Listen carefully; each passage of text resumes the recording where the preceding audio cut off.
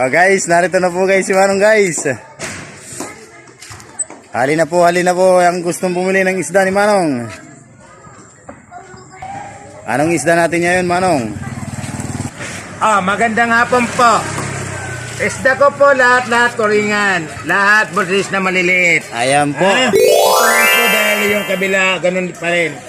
Kaya nga lang po nagtagal po ako dahil nagkita akong sariwang isda.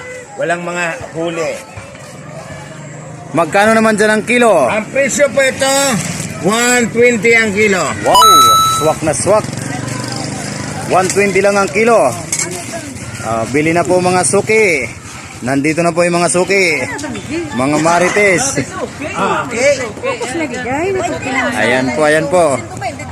Kahit lang po, pangit yan, pwede sigangin niya na, hindi yan kwan. Ayan po.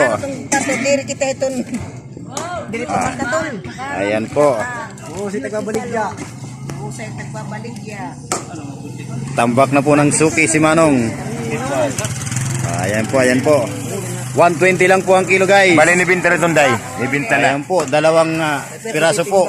Nibinta lang. 90 pesos. Ayan po. Nag-aagawan na yung mga marites dito.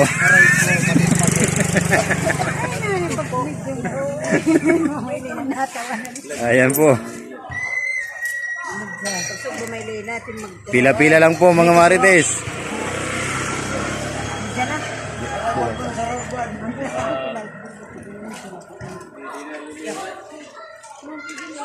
Ako na lang, bali 100 na lang. Ayan po. May 3 piraso ka na. Isang daan lang yan. Okay na yan. Sagot makuha ito. Adto na lang ko no. Adi na lang ko no. Sige, Ano makuha ito? Adi na lang, Niki. 100 man lalugod. Okay na ito. Wow. May dapabuwas. Tulani ko na adobo. Ayan po. Pwede naman yan ipapes mo. Sige.